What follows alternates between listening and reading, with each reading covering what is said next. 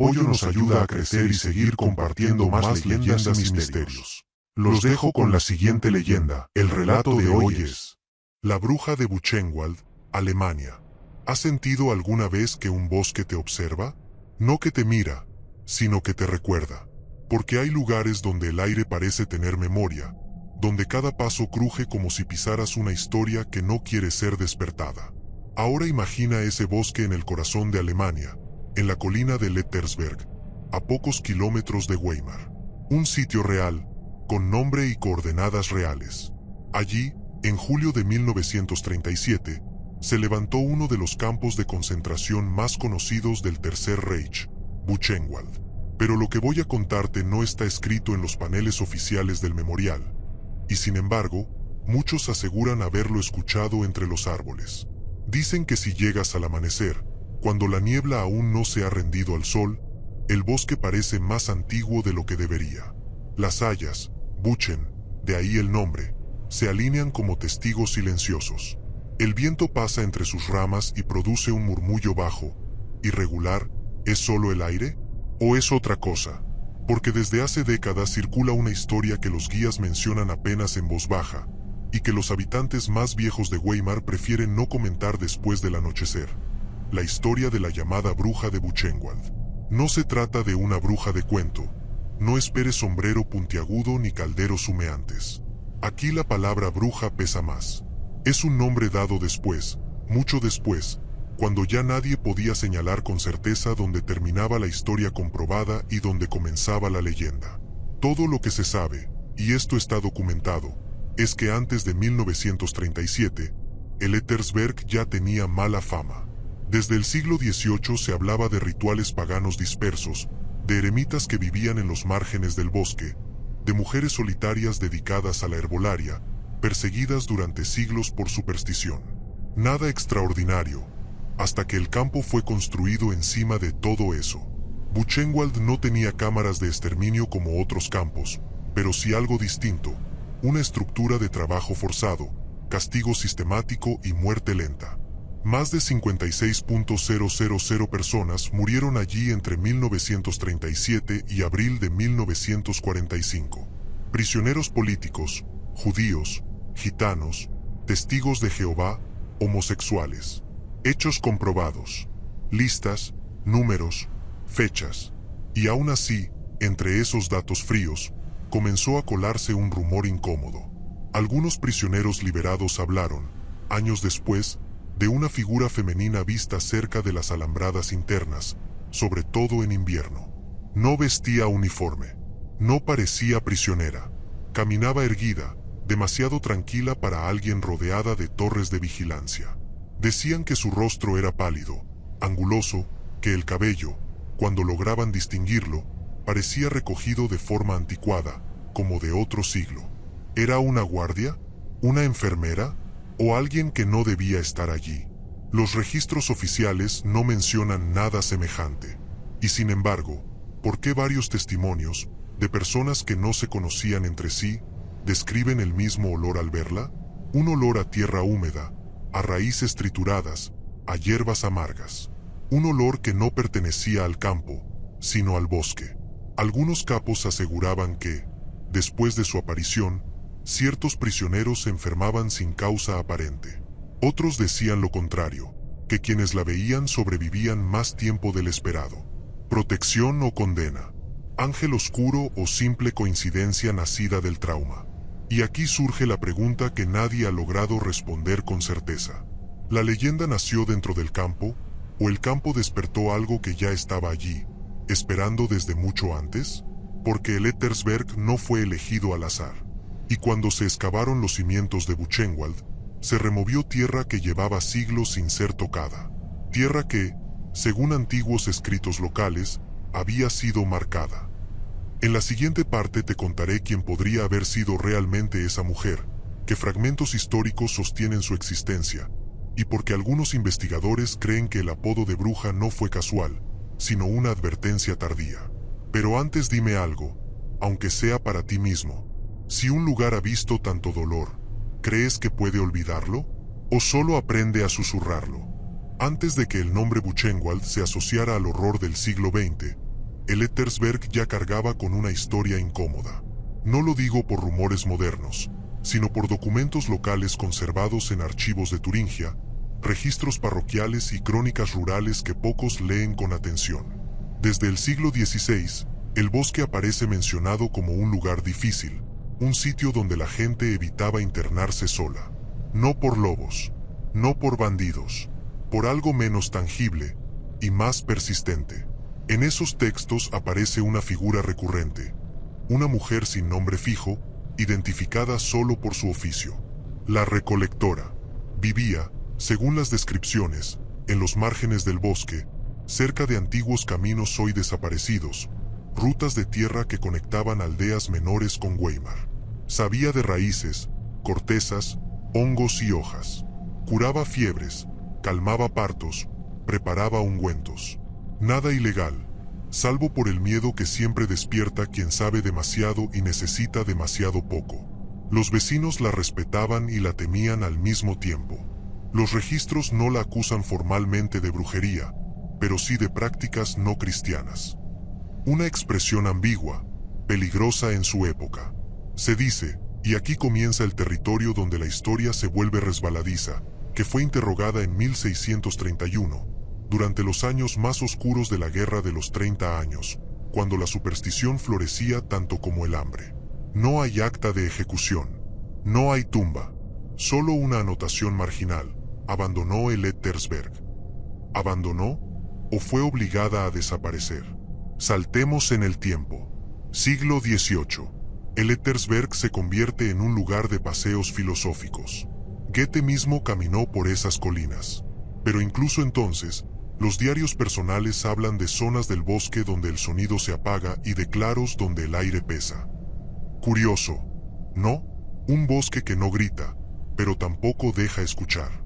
Cuando el régimen nazi decide construir el campo en 1937, los ingenieros anotan algo que hoy parece un detalle técnico sin importancia. El terreno presentaba anomalías. No geológicas, sino prácticas. Drenaje irregular. Zonas donde la humedad no desaparecía nunca. Raíces que volvían a crecer incluso después de ser arrancadas. El bosque parecía resistirse. Aún así, avanzaron. Siempre avanzan. Y es entonces cuando aparece el primer testimonio moderno. Un prisionero político alemán, liberado en 1945, declaró años después haber visto, en invierno de 1938, a una mujer cerca del antiguo vivero del campo. No llevaba insignias. No caminaba como los oficiales. No parecía apresurada. Lo inquietante no fue verla, sino que ningún guardia reaccionó. Como si no estuviera allí. Como si solo él pudiera verla. La describió con precisión incómoda. Estatura media, espalda recta, rostro severo, ojos hundidos pero atentos. No joven, no anciana. Su ropa parecía fuera de época. Un abrigo oscuro, largo, sin cortes militares. Las manos, eso fue lo que más recordó. Manos manchadas, como de tierra antigua. Cuando sus miradas se cruzaron, ella no sonrió. Tampoco mostró amenaza. Solo inclinó ligeramente la cabeza. Un gesto mínimo, casi educado. Y luego se internó en el bosque. ¿Alucinación por hambre? ¿Fatiga extrema? Es posible, pero no explica por qué otros, en años distintos, en barracones distintos, describieron el mismo gesto. La misma forma de desaparecer entre los árboles, siempre hacia el Ettersberg, nunca hacia el campo. Aquí es donde la leyenda comienza a tomar forma propia, porque entre los prisioneros empezó a circular un nombre, susurrado, nunca dicho en voz alta: Die Hexe van Buchenwald, la bruja de Buchenwald, no como insulto, como referencia, como si nombrarla fuera una manera de aceptar que había algo allí, que no pertenecía a ningún bando. En lo siguiente te contaré qué ocurrió cuando los rumores llegaron a oídos de las SS, y por qué ciertos documentos desaparecieron misteriosamente de los archivos tras la guerra. Porque hay historias que no se borran, solo se esconden mejor. Los rumores, cuando nacen en un lugar cerrado, no se expanden, se filtran. Y en Buchenwald, nada se filtraba sin ser escuchado. Para 1939, el campo ya había crecido, más barracones, más prisioneros, más vigilancia. Las torres se alzaban como dedos acusadores alrededor del perímetro, y aún así, la historia de la mujer del bosque seguía apareciendo, una y otra vez, siempre en los márgenes. Nunca en el centro, nunca bajo la luz directa. Hay un dato comprobado que resulta inquietante. Ese mismo año, las SS ordenaron patrullajes adicionales en el límite norte del campo, justo donde el bosque de Lettersberg es más espeso. No se dio una razón oficial clara. En los informes se habla de prevención de intrusiones. Pero, ¿intrusiones de quién? El campo estaba rodeado de alambradas electrificadas, minas y vigilancia constante. Escapar era casi imposible. Entrar, aún más. Algunos guardias jóvenes escribieron cartas, interceptadas después de la guerra, donde mencionan algo que no debía comentarse. Uno de ellos habla de una presencia que no obedece órdenes. Otro describe una mujer que no deja huellas en la nieve. Frases vagas, sí, pero demasiado específicas para ser casualidad. Aquí es importante detenerse y aclarar algo. No hay evidencia oficial de que las SS creyeran en lo sobrenatural. Pero sí hay evidencia, ampliamente documentada, de su interés obsesivo por el ocultismo, las tradiciones germánicas antiguas y los mitos paganos. La Ahnenerbe, la Sociedad de Investigación Ancestral del régimen, estuvo activa en esos mismos años. Y aunque no existe un documento que conecte directamente a Buchenwald con ellos, tampoco existe uno que lo descarte.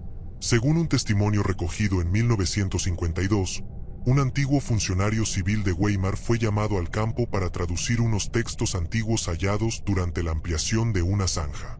Textos fragmentados, escritos en un alemán arcaico mezclado con símbolos que no supo identificar del todo.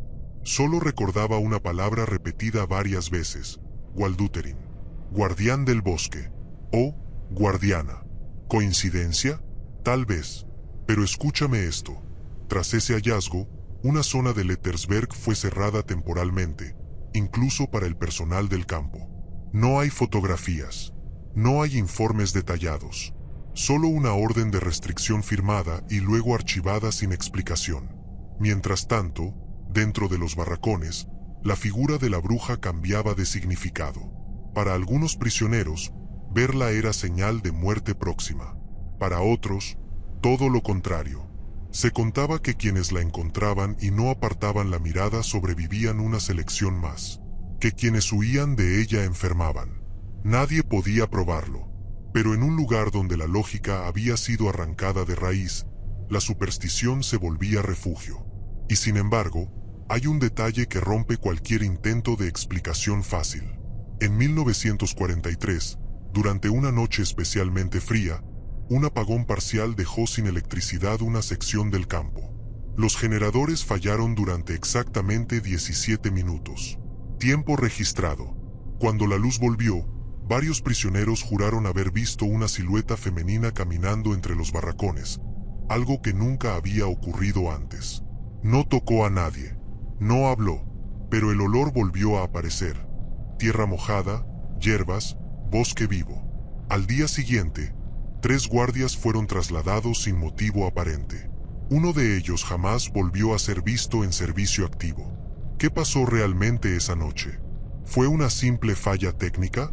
¿O algo cruzó una frontera que nunca debió cruzar? Te contaré el episodio más documentado y más perturbador de toda la leyenda, aquel que incluso los historiadores prefieren tratar con cautela. Porque hay momentos en los que la historia y el mito dejan de caminar separados, y avanzan juntos, en silencio. Lo que ocurrió en febrero de 1944 no pertenece del todo al territorio de la leyenda, ni al de la historia oficial. Es uno de esos puntos incómodos donde los documentos existen, pero no explican lo suficiente. Donde las fechas coinciden, los nombres están ahí, y aún así, algo no encaja. Ese invierno fue especialmente duro en Turingia. Las temperaturas descendieron por debajo de los 15 grados C, y el Lettersberg quedó cubierto por una nieve espesa, irregular, que no lograba asentarse del todo bajo los árboles. El campo funcionaba con normalidad forzada. Trabajos, castigos, recuentos interminables.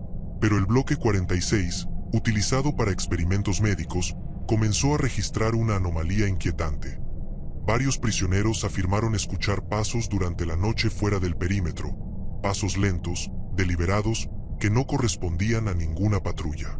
Aquí entra en escena un personaje, el Dr. Erwin Dinchuler, responsable de experimentos en Buchenwald.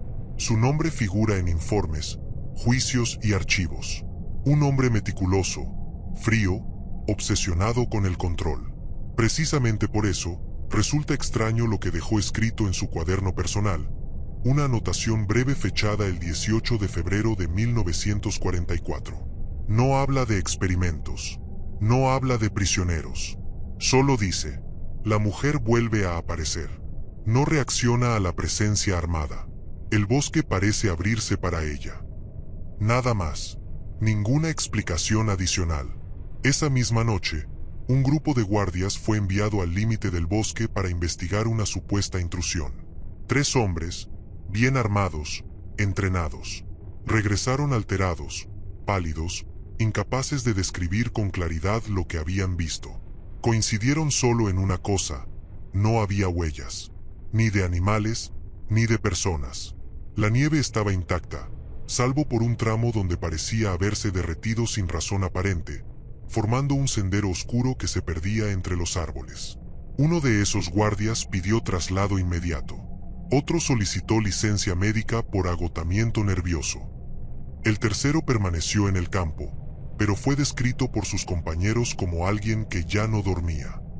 A partir de ese episodio, algo cambió en la manera en que se hablaba, o no se hablaba, de la bruja.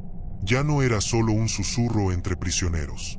El silencio empezó a notarse también del lado de los guardianes. Se prohibieron los comentarios. Se castigó cualquier mención, como si nombrarla fuera una forma de invocarla. Y sin embargo, continuó apareciendo. Los testimonios de ese año coinciden en algo perturbador. Su figura parecía más definida. Ya no solo una silueta. Se distinguían los rasgos. Un rostro marcado por el tiempo, no deformado, sino firme. Ojos oscuros, atentos, que no reflejaban crueldad, pero tampoco compasión. Su presencia imponía una calma antinatural. Algunos prisioneros afirmaron que, al verla, el dolor disminuía por un instante. Otros dijeron que el frío parecía ceder a su paso. ¿Quién era realmente? Las descripciones comenzaron a coincidir con las antiguas crónicas de Lettersberg. La recolectora, la mujer del bosque, la guardiana. Alguien que no pertenecía a ningún régimen, a ninguna época concreta. Alguien que no intervenía directamente, pero tampoco se ausentaba. Cuando en abril de 1945 las tropas estadounidenses se aproximaban y el campo comenzaba a desmoronarse desde dentro, muchos creyeron que la bruja desaparecería con el caos. Pero ocurrió lo contrario. Fue entonces cuando se produjo el último avistamiento colectivo, el más difícil de ignorar. De eso te hablaré en la siguiente parte, porque el final de Buchenwald no fue solo una liberación, también fue una despedida. Y no todos entendieron de quién. Abril de 1945. Las fechas aquí son exactas. El 11 de abril, Buchenwald fue liberado por tropas estadounidenses. El campo ya estaba en caos desde días antes. Evacuaciones apresuradas, marchas forzadas, documentos quemados, órdenes contradictorias. Los prisioneros lo sabían. Los guardias también. El fin se acercaba, y con él, una tensión distinta, casi eléctrica, que parecía impregnarse en los árboles de Lettersberg. La noche previa a la liberación ocurrió algo que quedó registrado en varios testimonios independientes, recogidos años después por historiadores locales.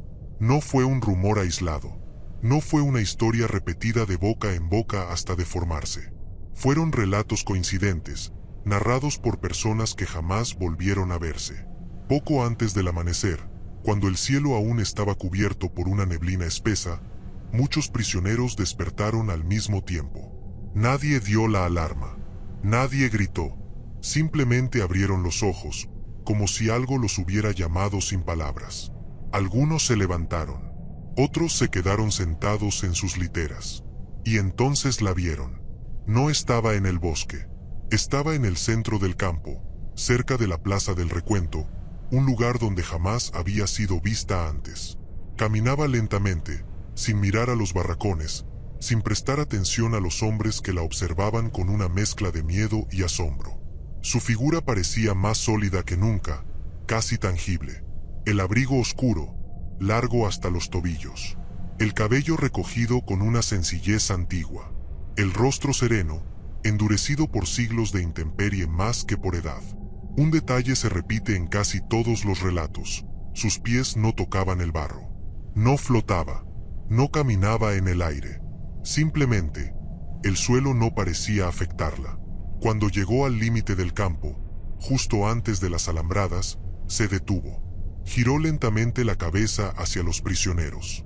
No habló, no hizo gestos, pero muchos afirmaron sentir algo muy concreto, no miedo, sino una tristeza profunda, antigua, como si esa figura estuviera contemplando algo que ya había visto demasiadas veces en la historia humana. Luego alzó una mano. No fue una señal dramática, no fue una despedida evidente, más bien un gesto contenido, casi ritual, como quien cierra un ciclo. En ese momento, según varios testigos, el viento atravesó el campo con una fuerza inusual.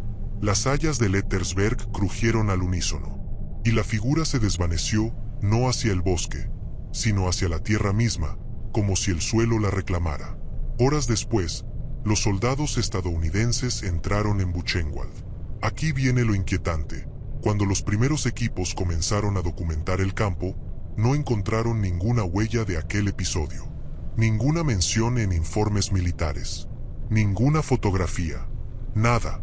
Y sin embargo, cuando se entrevistó a los prisioneros, varios describieron a la misma mujer con las mismas palabras. Tras la guerra, algunos historiadores intentaron investigar la leyenda. Revisaron archivos, diarios, correspondencia. Descubrieron que ciertos documentos relacionados con el Lettersberg habían desaparecido antes de la llegada de los aliados.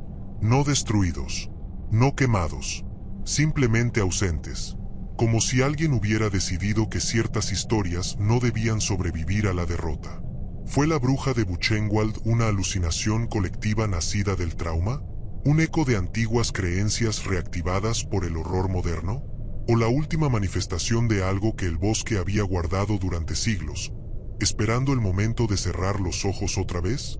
Te contaré qué ocurrió con el Lettersberg después de la guerra, porque algunos visitantes aún hoy hablan de sensaciones inexplicables, y qué debilidad, si es que la tuvo, mostraba esa figura silenciosa.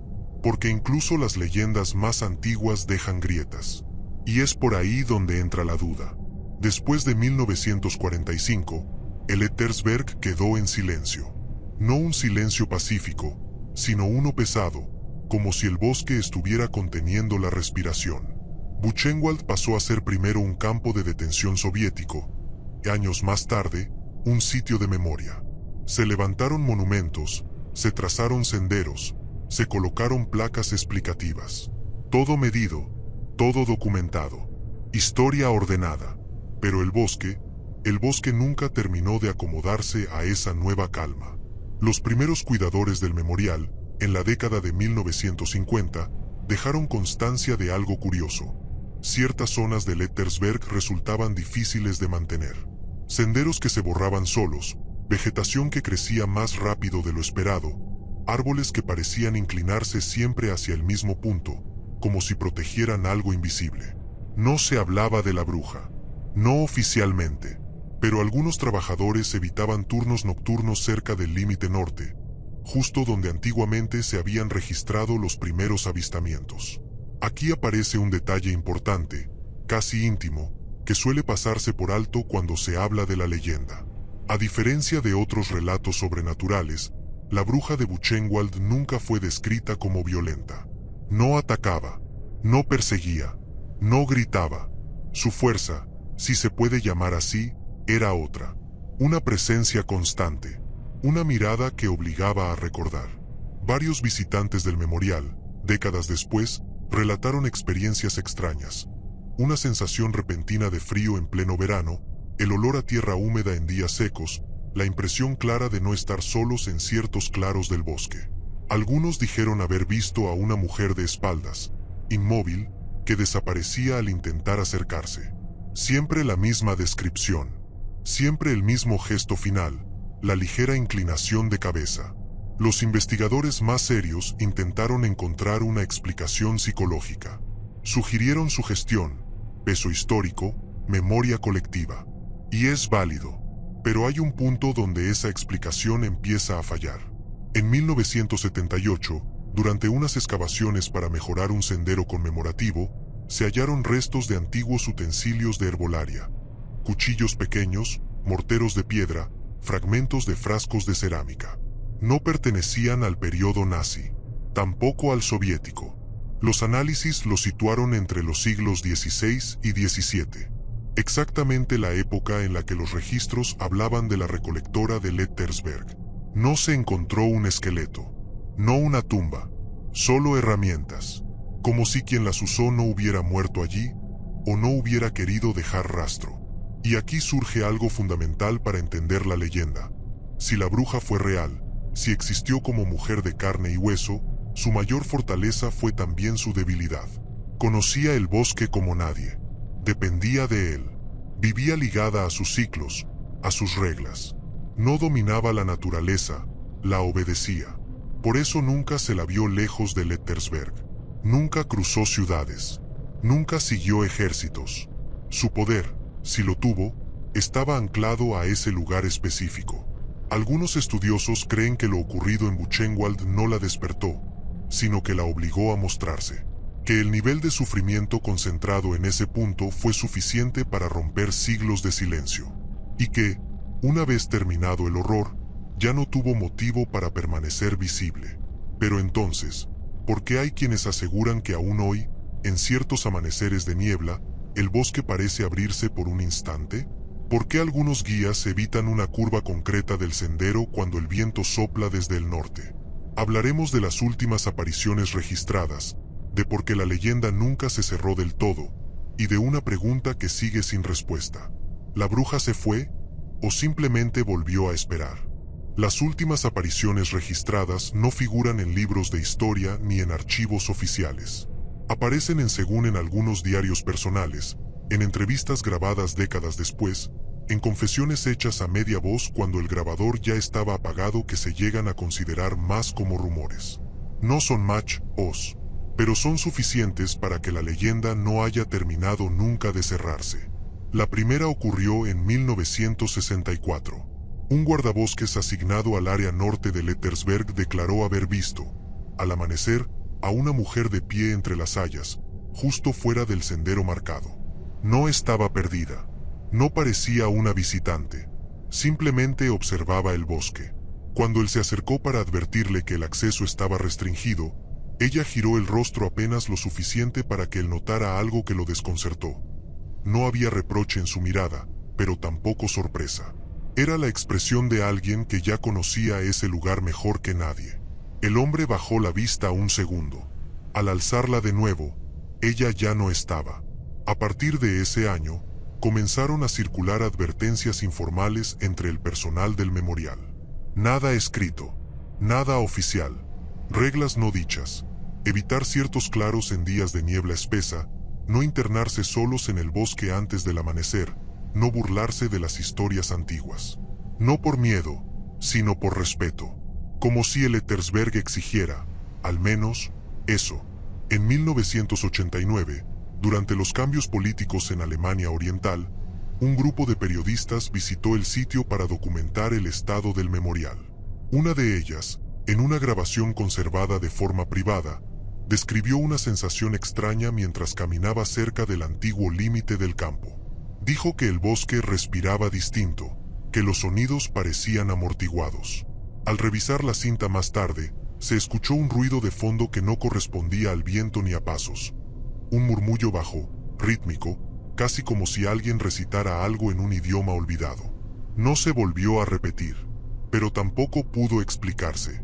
Con el paso del tiempo, la figura de la bruja fue perdiendo rasgos concretos y ganando otros más simbólicos. Ya no se la veía solo como una mujer del bosque, sino como una guardiana de la memoria. Alguien que no castigaba ni protegía por capricho, sino que observaba, que se hacía visible solo cuando el olvido amenazaba con instalarse. Y aquí aparece una idea inquietante. Muchos de los avistamientos coinciden con momentos en los que Buchenwald estuvo a punto de convertirse en algo distinto a un lugar de memoria.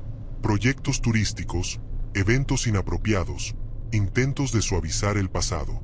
Cada vez que eso ocurrió, alguien dijo haber sentido su presencia, como si el bosque, o aquello que lo habita, no permitiera que se banalizara el dolor. Pero ninguna de estas apariciones fue tan clara, tan definida, como las de los años del campo. La bruja ya no cruzaba espacios abiertos. Ya no se mostraba ante muchos. Su figura parecía fragmentarse. Una sombra, un olor, una sensación breve. Como si su fuerza estuviera disminuyendo, o como si estuviera cumpliendo una última función. Porque si algo queda claro al seguir el rastro de esta leyenda es esto: su debilidad siempre fue el tiempo. No el tiempo humano, de relojes y calendarios, sino el tiempo del bosque, que todo lo cubre, todo lo erosiona. Las raíces avanzan, los árboles caen y vuelven a crecer. La memoria se vuelve difusa.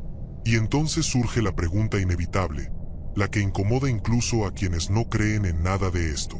Si la bruja de Buchenwald existe para recordar, ¿qué ocurre cuando ya no queda nadie dispuesto a escuchar? Nos acercaremos al núcleo más delicado de la leyenda, a la interpretación que más divide a los investigadores y narradores: la posibilidad de que la bruja no sea una entidad, sino una consecuencia. Porque hay lugares donde el mal no crea monstruos, los convoca. Hay una interpretación de la leyenda que muchos consideran la más incómoda, no porque sea la más fantástica, sino porque es la que menos nos permite mirar hacia otro lado. La idea de que la bruja de Buchenwald no sea un ser independiente, ni un espíritu antiguo despertado por el horror, sino una consecuencia. Un reflejo inevitable cuando el sufrimiento supera cierto límite. Esta lectura comenzó a tomar fuerza entre investigadores culturales en la década de 1990, cuando se compararon relatos de Buchenwald con historias surgidas en otros lugares marcados por tragedias extremas. El patrón se repetía: figuras silenciosas, mayormente femeninas, ligadas al entorno natural, sin violencia directa. Presencias que no atacan, pero tampoco consuelan. Solo observan, como si el lugar mismo hubiera aprendido a manifestarse. Si esto es así, la bruja no tendría un nombre verdadero, tampoco una historia lineal. Sería la suma de muchas: la recolectora del siglo XVII, las mujeres perseguidas y borradas, las víctimas anónimas del campo, incluso el propio bosque herido. Todo condensado en una forma que la mente humana pudiera tolerar. Porque enfrentarse a la totalidad del horror sin filtro sería imposible. Esto explicaría por qué nunca habló, porque nunca intervino, porque no impidió nada. No era una salvadora, tampoco una verdugo. Era un testigo. Los defensores de esta interpretación señalan un detalle recurrente en los testimonios. Quienes la vieron no recuerdan palabras, ni amenazas, ni promesas. Recuerdan una mirada. Y en esa mirada, dicen, había algo insoportable: el reconocimiento absoluto de lo ocurrido. Sin juicio, sin excusas, sin olvido. En este sentido, su mayor fortaleza, la permanencia, se vuelve también su mayor límite. Porque una presencia así solo puede existir mientras el lugar conserve su carga. Cuando la memoria se diluye, cuando el dolor se convierte en cifras, en placas, en fechas repetidas sin emoción, la figura pierde consistencia. Tal vez por eso, con el paso de las décadas, la bruja se volvió menos visible. No porque se fuera, sino porque ya no había suficientes ojos dispuestos a verla. Algunos guías veteranos del memorial cuentan, en confianza, que hay visitantes que reaccionan de manera distinta a Lettersberg.